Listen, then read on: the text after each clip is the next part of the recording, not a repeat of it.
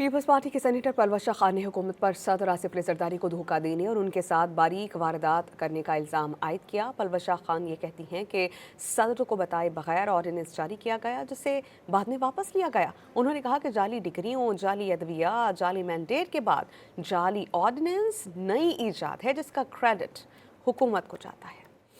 صدر آصف زرداری کو بھی دھوکہ دیا گیا اور ان کے ساتھ بھی باریک واردات ڈال دی گئی۔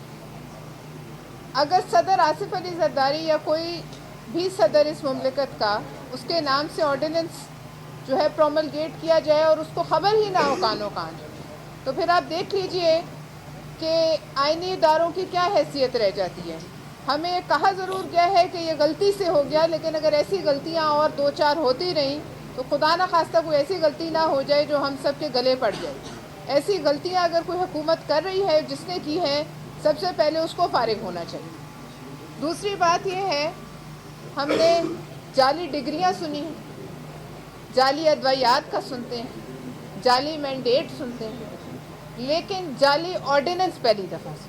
تو جعلیات کی دنیا میں یہ ایک بڑی نئی ایجاد ہے اور اس کا جو کریڈٹ ہے وہ ہم اس حکومت کو ضرور دیتے ہیں، اور ہم یہ کہتے ہیں کہ آئندہ کے لیے اس فیکٹری کو بند کیا جائے۔ اور پاکستان پیپلز پارٹی نے اس وقت تک تو یہی مشورہ دے سکتے کہ ہوش کے ناخن لیں، اور حکومت نے رات گئے اس کو واپس لیا ہے، لیکن ہمارا خیال ہے کہ ایسی غلطیاں جو ہیں وہ پاکستان افورڈ نہیں کر سکتا۔